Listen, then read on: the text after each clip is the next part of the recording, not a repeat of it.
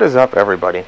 So we have an Exmark here. It's a commercial mower, and the wheel stopped working. The self-propel is no longer engaging, and he's having to push it, and with it being rainy and nasty and disgusting and squishy, that's not a good thing. So he wants it to work. Now, as soon as I hear this, I know exactly 99% of the time what the problem is, and 50% of that is going to be, I'll explain in a moment. But before I continue, if you like what you see, consider subscribing.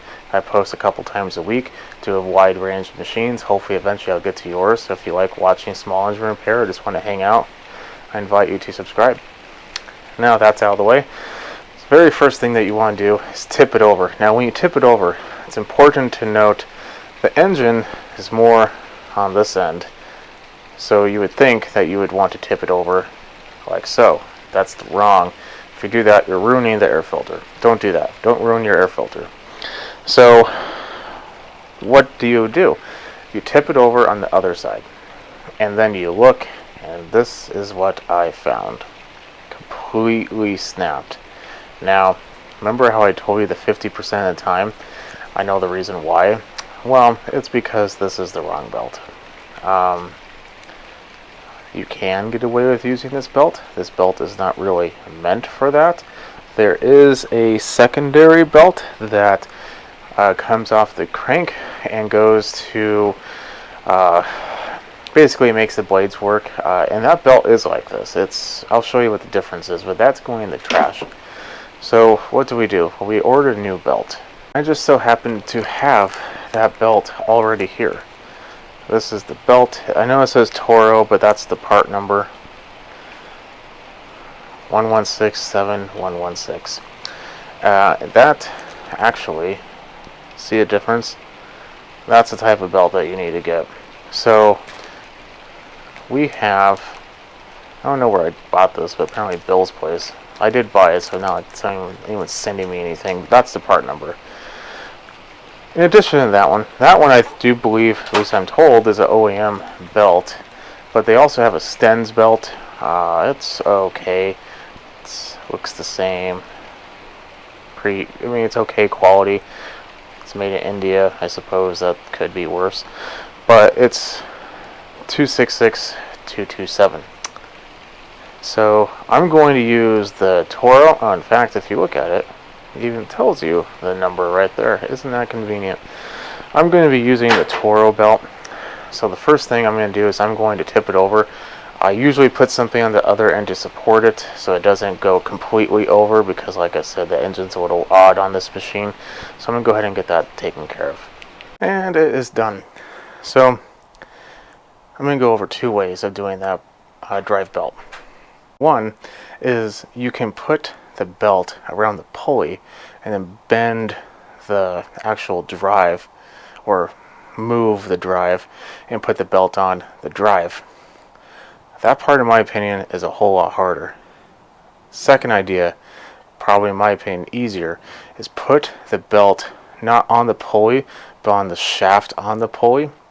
That way it still has a little bit of slack. Bend the drive, put the belt on, it will be exceptionally loose. But at that point, it will kind of be on the shaft, but not on the pulley. It won't be on the pulley, just be on the shaft. It's hard to explain, I know, but at that point, you bend the drive, move the belt down onto the end of the pulley, and you don't have to worry about it. Hopefully that makes sense. If not, then let me know. I'll explain it further in a comment or something. Moving on. Notice I put the guard back on, but I did not put the cover on because I want to make sure it works. But if you don't put that on and you turn it on, then you could potentially have the blades kind of want to start moving, because that kind of puts a little extra slack in it. And with the belt being new, thick, it's just better to have it on there. So probably won't do a whole lot, but you might get a little worried when you start to see the belt move and the blades move, because there's really no resistance whatsoever. So keep that in mind. Let's give it a pull, see what happens. Also note, whenever you do anything with the crank, disconnect the spark plug, which I did. And I don't like to stand in front of the machine, even though I know it's not engaged, but just in case, let's go off to the side. It's on choke.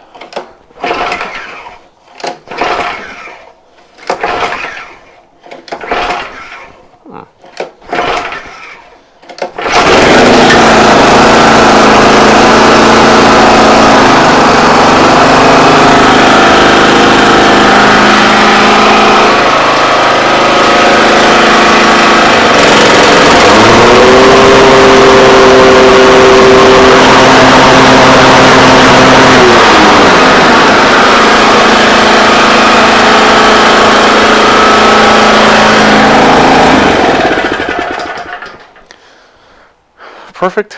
It was a little hard to start because it was on its side for probably a good 20 or so minutes, and yeah, it could do that, but it works. I'm gonna put the cover on, the bar on. I'm also gonna consider that good to go. The belt that was on there for the drive seemed fine. I asked the owner if he wanted to replace it. He said no. That one technically is the easier of the two because you don't have to take off both, but you know, I would do it if I were you. Just putting that point out there. If you are going to be going through this whole hassle, get a new belt. And for reference on that belt, I would only recommend either a Sten's version, which part number is 266227, and I have the original belt made by Exmark here, but I don't have the cover. But the Exmark number is 1167116. Excuse me. It's made by Toro. This is basically a Toro time machine. It's just heavier and for commercial use. I'm going to leave you at that. Follow me on Instagram, SmallEngine101. I'll catch you on the next video. Subscribe and leave a comment below if this helped you out. Have any questions, leave a comment, even if it's not on this machine. If your blades aren't working on a different one, I'd be happy to help. Have a good night.